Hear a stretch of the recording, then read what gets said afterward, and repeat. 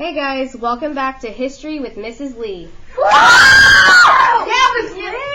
let's go! Alright, today we are going to be looking at the causes of the Civil War.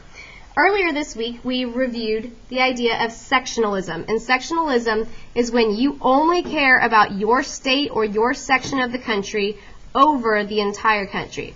So, in the mid-1800s, our country starts to break apart and only be concerned about the western part of the United States, the northern part of the United States, and the southern part of the United States. These are our three sections involved.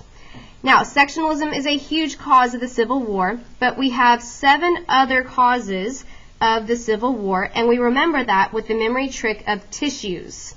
And we say tissues because hundreds of thousands of soldiers died in the Civil War, and so many relatives were left without their dear loved ones, and so they had to use many tissues to wipe their tears. So T in tissues stands for tariffs, and we know that tariff is a tax on imports.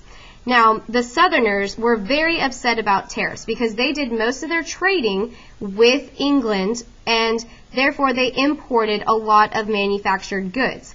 So they ended up having to spend the most money on tariffs versus people in the North. I stands for industry versus agriculture. Industry was seen predominantly in the North, and agriculture was seen mostly in the South.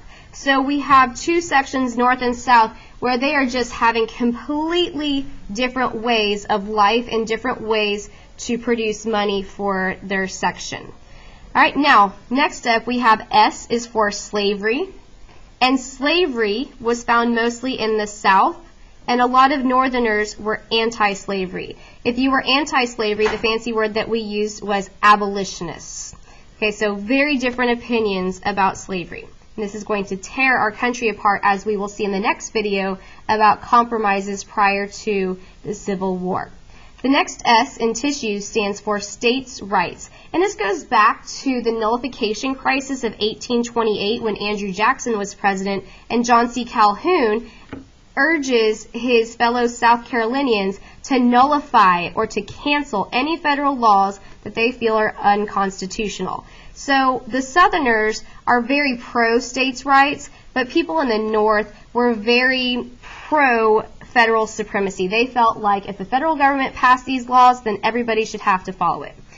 U in tissues stands for Uncle Tom's Cabin. This was a novel written by Harriet Beecher Stowe, and she wrote about the horrors and atrocities that slaves were facing in the South.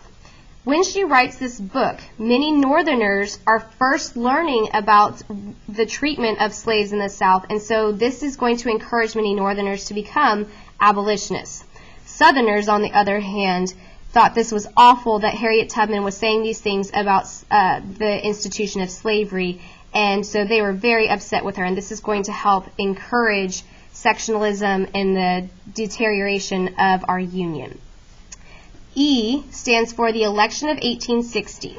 Stephen Douglas and Abraham Lincoln are going to face off, and Abraham Lincoln is going to win the election of 1860. He will be a Republican from the North who will win, and he is going to win with 0 votes coming in from the South. And so this is going to make Southerners very upset. They feel like, how in the world did this guy become president when he received 0 votes from the South? And they get very concerned that he is going to eliminate or abolish slavery. The final S in tissues stands for secession.